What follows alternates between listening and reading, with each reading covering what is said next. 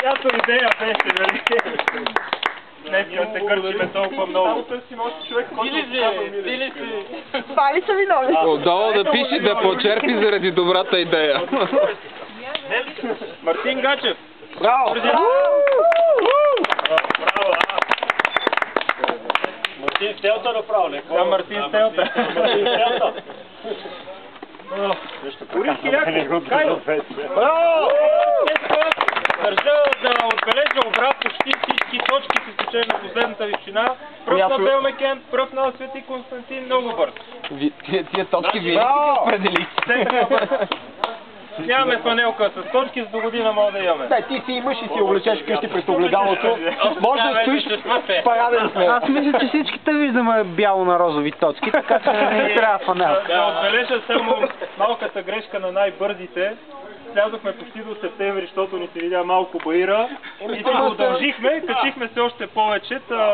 Еми направихте към 4600 може. Ами да, Да, още малко време отгоре. До година със сигурност ще си биеме времената и най-бързия голям мамут. Браво!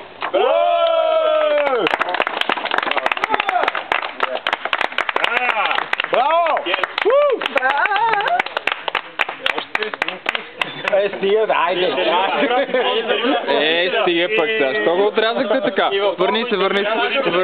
Една специална награда имаме за нашия съпорт.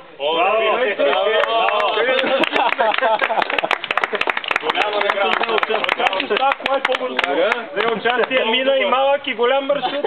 Година с кола до година с колело. И повече от 5000 метра. Много добре се представи. Благодаря. Много бърз съпорт. Колко денивелации му вписали? Има поне 6 км. Поне 6. Това на голяма полза. Това е. Ай, снимайте и Бойко и той се самовръчи си го. Самовръчвам си го и аз. Благодаря на всички. Чи му наградата? Да. Чи му наградата? Но ние вече има така снимка. Благодаря. Трето място. Благодаря. Чакаме толкова да се прибере. Фабио е панята. Всички сме здрави. Фабио да му дадем. Да допълня. Бате Тишо не можа да има късмета да завърши първия уникален мамут. Но Съпото Кобеле поне е по-стъпен наделял в битката на пътя. Бате, нали знаеш то, който отзад винаги пада? Както по закон, така и на практика. Надявам се сте се забавлявали в целите мъките днес.